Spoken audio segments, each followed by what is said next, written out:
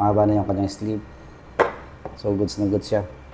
So ito na, sa mga interesadong mag-upgrade dyan, 71mm para sa Raider 150 FI mga boss. Ceramic. So sa mga gustong mag-upgrade ng ganito kalaking cylinder block, ang outer diameter pala nito mga boss, meron na nakalagay dito 77mm. At yung kanyang sleeve naman, mas mahaba siya mga boss compare doon sa stock na sleeve lang. So ito, buksan natin para nyo na makita sa mga interesado. Unbox natin mga boss. So ito pala siya.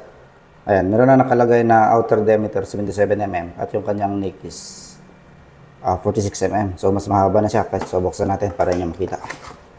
So ito yung 71mm natin.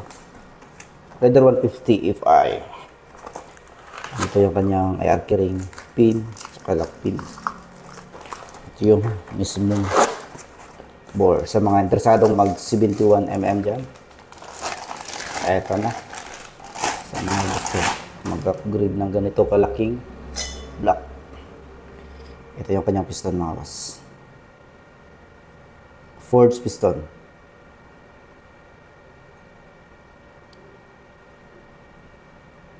Yan. Forged piston. Ito naman yung kanyang ceramic block. Yan. Napakahaba mga boss. Bali, tumaas yung kanyang sleeve. Kung di ako nagkakamali, yung sleeve ng standard is 34.5. So ito kasi nasa ano na siya 46. So nasa 11 something. So ayan mga bossing, 71mm para sa Raider 150 FI. Ayan, ganyan sa kaba mga boss. Mahaba na yung kanyang sleeve. So goods na goods siya sa mga maglagay ng mga chapa.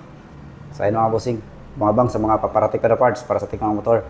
Sa mga di pa nakapalaw, kung interesado kayo ma-update, pwede nyo kayo follow mga bossing. Ride safe.